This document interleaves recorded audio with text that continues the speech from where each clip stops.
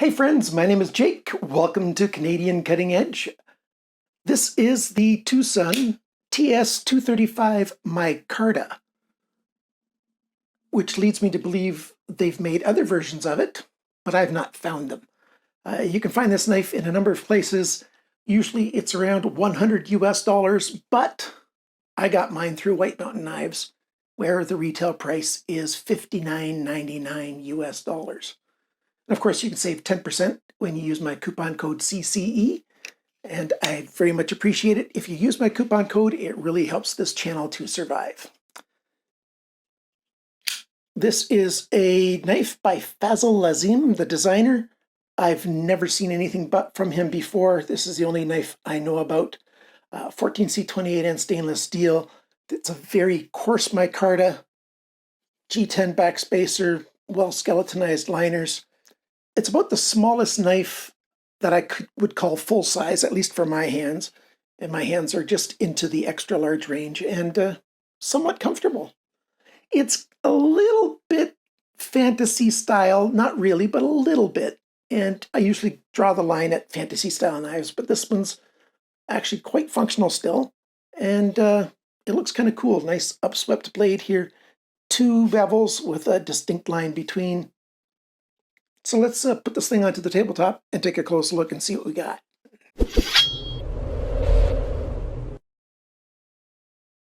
Before we get started, some people are asking when my next knife sale will be.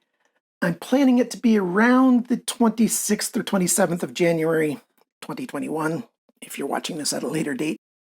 I do give my Patreon supporters 48 hours advance access to the sale, and then I make it public for everyone to buy whatever's left over. Check out this knife.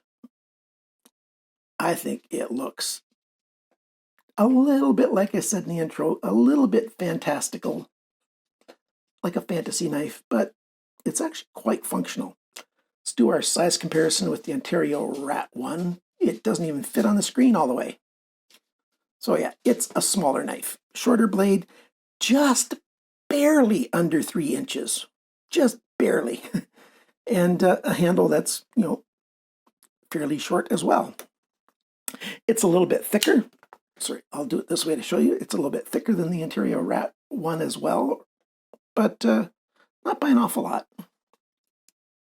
We'll go through all of the specs and details a little bit later on in the video. Let's start here at the blade.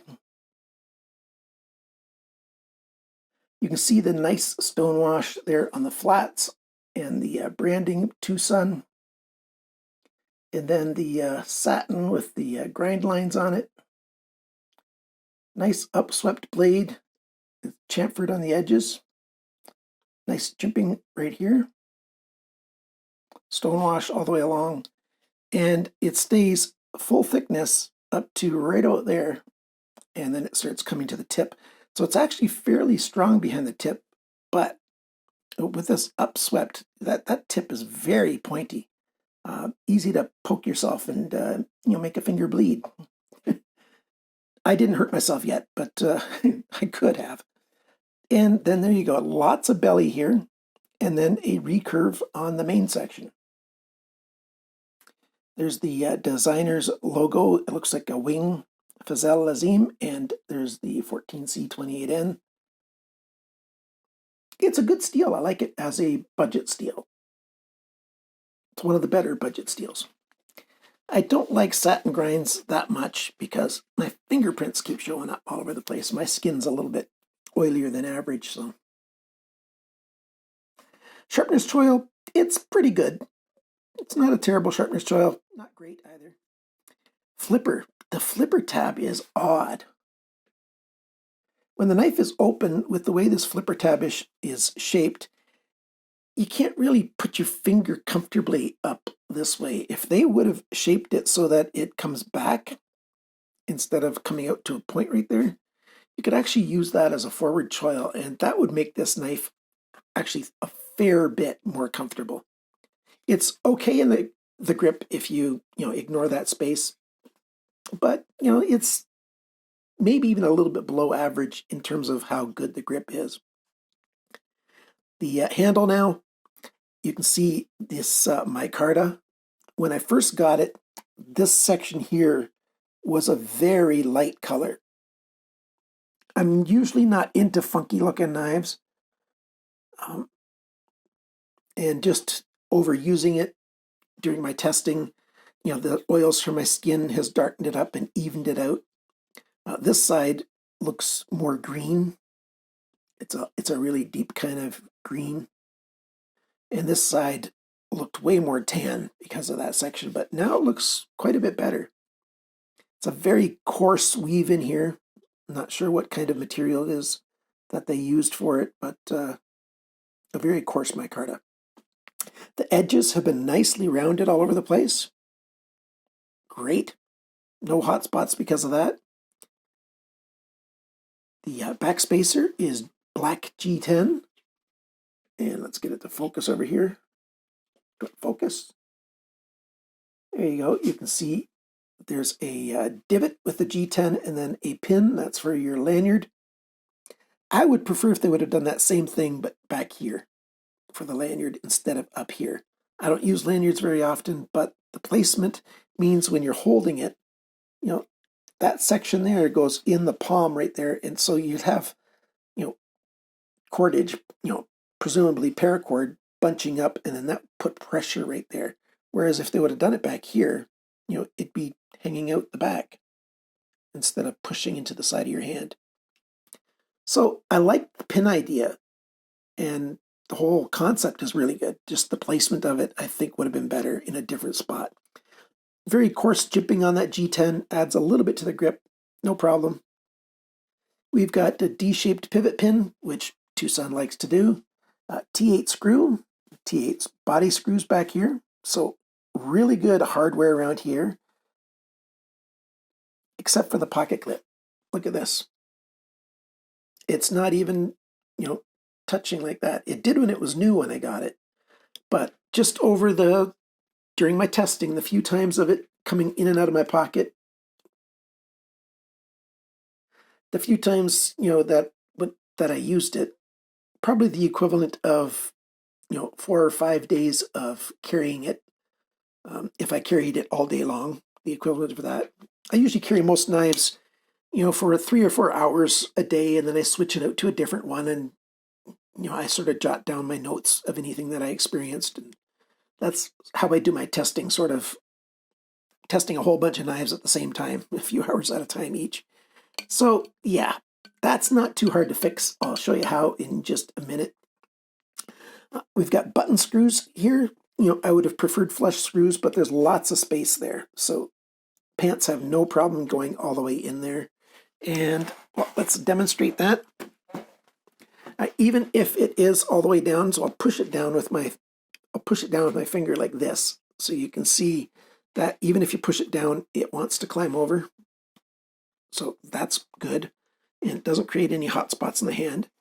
Push it on. There's so much space in here. I could have quite a bit thicker pocket and it would still slide in there and have lots of space. That's one of the other cons of this pocket clip. It's got 2 cons. The 2 cons are it's, you know, weak. It bends at this point back here where my thumbnail is very easily. And it's too big. It sticks out from the handle too far. That creates a little bit of hot spot in the hand when you're carrying it. Not bad, but just a little bit. They could have made it smaller. This is just one of their stock pocket clips. It's not a special pocket clip for this knife. TwoSun very often does special pocket clips, and this time they decided to do just one of their stock clips, and I don't like this clip. They did give you left side, so that's a good thing. I was debating if I would have liked them to put in a plate, a spacer plate for this side. And with this micarta here, I don't know. I think I might like it better without, because it almost, the screw holes are pretty big, but it sort of hides more than it would if it had a plate in it. But still, I wish they would have given us the opportunity. A lot of brands that cost a whole lot less than this, like Ganzo, gives us plates to put in, or it has plates that cover the left side pocket clip hole. So I like that it's there, just maybe they could have changed it a little bit. I'll take it apart in just a little while, show you how well it's skeletonized. That helps it come very light. The skeletonizing also, let's see, there we go, helps give it a very good balance point. I would like it to be a little bit further this way, but that's okay. It would be a little further this way if they would have done even more skeletonizing. I like the pivot point to be right behind the pivot pin. Isn't that great? The balance point is also sort of a pivot this way. Yeah, it's pretty good that way. I kind of like it. The machine screws, like I said, very well made. Let's take a look at some things like lockup. So we'll just flip it open, turn it over this way. That's what the lockup looks like. Of course, the close-up shot gets more detail in there. It's a very good lockup. Fully engaged with lots of room to move over time. The liner lock, the release, it's chamfered on the side. It's easy to get your thumb in there to release it. There's a nice rounded edge on the inside edge on the micarta here, so you don't pinch your finger between the liner lock and this micarta here. Very well done. The detent, it's a very good detent. You can't shake the knife and make the blade come out. So that's good. The alignment, pretty near perfect if you ask me. Very common with TwoSun to have very good alignment, very good detent, very good action. Ceramic ball bearings, ceramic detent. So this key section of the knife is done very well, except for the shape of the flipper. I don't like that so much. So now let's take a look at what it looks like taken apart. Here it is taken apart, and just one T8 screwdriver is all that's needed. D-shaped pivot pin, not free spinning. There's the D-shaped receptacle right there. Ceramic, nice big ball bearings on nylon washers or nylon holders. As is common on TwoSun, they've got a detent ramp for closing the knife. And yeah, the screws are very high quality screws. All of them. Well-made parts. There's the skeletonizing. Here's a better look at the lanyard pin. Lots of room in there. You feed paracord through it and tie it off. Nice. It's time now to go over all the sizes, dimensions, all of that stuff, and we'll have this on the screen while we talk about those things. The weight of this knife, 130 grams, 4.6 ounces. Not bad at all. The sharpness, I measured each section separately. Here at the belly, 115 bes, which is good.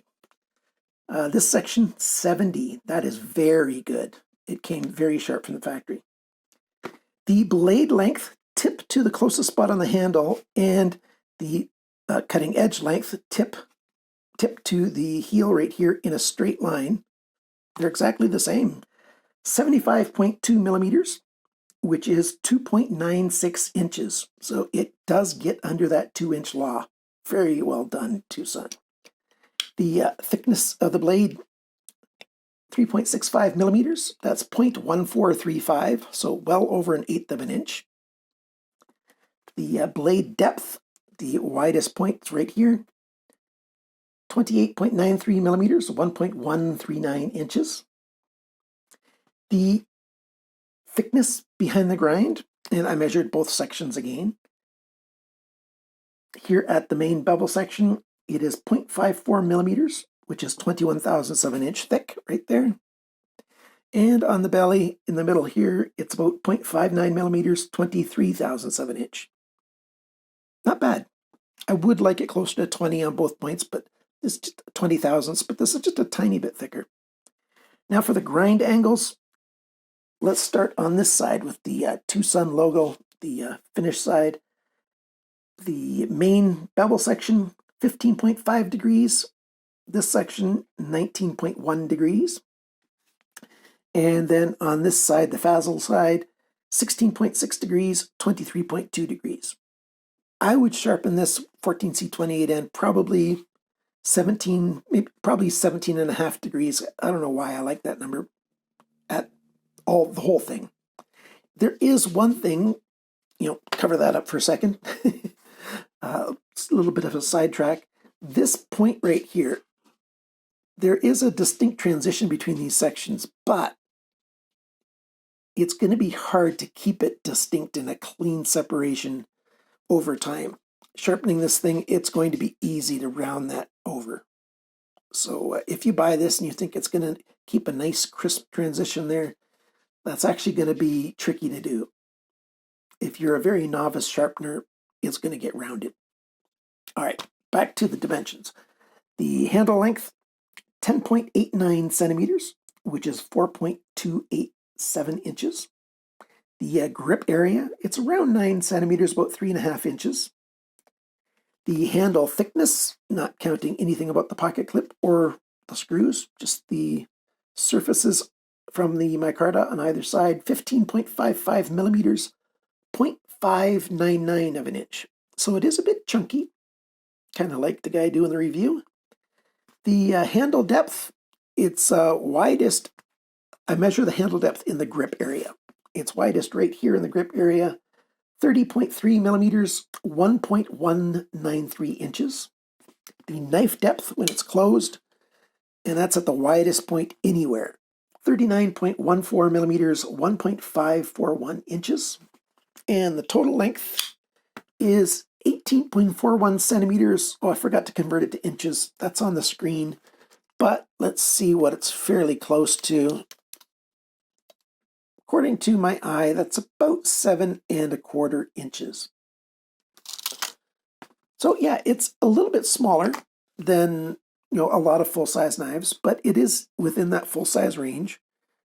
The handle does peek out a little bit out of my hand, and my hands are into extra large. So I do think men's large and men's medium are going to find this knife the most comfortable in their hands. It's kind of chunky. Good action, good mechanics, great lockup, alignment, fairly well sharpened, looks good. The cons are actually kind of minor. And, this being a little bit of a forward choil would be a nice thing, I think. That would help the grip a little bit. And it would get your power more over the knife when you're doing some stuff. But this is not an EDC knife, not really. This is more of a knife for enjoyment. Let's take this pocket clip apart because I want to show you quickly how to fix that. Okay, first I want to say, whoa, where I dropped it. It rolled under something. But first I want to say these are very high quality screws, just like the other screws on the knife. They are very well made, good quality stuff. Using my LBRY screwdriver. Very little play in there. Nice and tight, good quality. And hard too.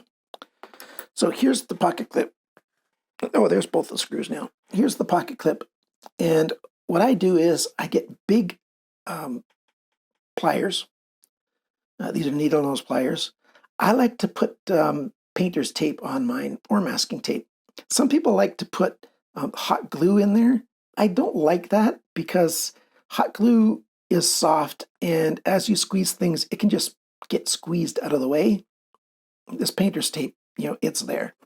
And how you fix this is you grab it right about here, very close to the end of the pocket clip, and just give it a gentle squeeze. And let go and do a dry fit, put it on there. And I'm just pushing down here and seeing where it sits. It's still sitting away. So try it again, maybe move it a little bit closer, a little further down between those holes. Give it just a gentle but tough squeeze. You don't want to push it too far. If you bend it too far, you're going to have to bend it back. And the thing with steel is, if you have to bend it back a few times, you're going to you're going to get fatigue cracks in here, and it's going to break apart. So there we go. Now when I push it on here, it's touching there. And if you take a really close look, let's see if we can get it to focus. You can just barely see that the tip here is actually slightly proud, that very tip. That's good. That means when I screw it down, this is going to hold down even more. So let's put these screws on. Tighten up the screws just enough to test it.